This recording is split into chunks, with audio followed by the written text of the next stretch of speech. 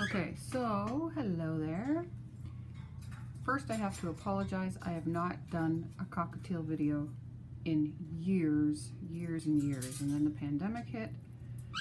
So anyway, here I am. This is Misty. I still have Misty. And we got a new cockatiel today. So I don't have a name for this one. He is a boy. He's been DNA tested, and we definitely know he's a boy. And he's 4 months old. December 18th, he'll be 4 months old. So, I don't know.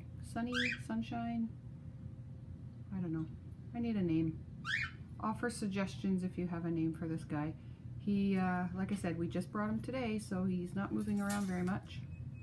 He's still a little unsure. Misty is freaking out and would like to get to him. She needs a new friend.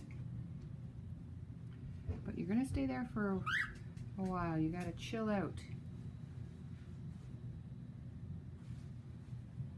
So I will do an update in a couple days and let you know how they're doing.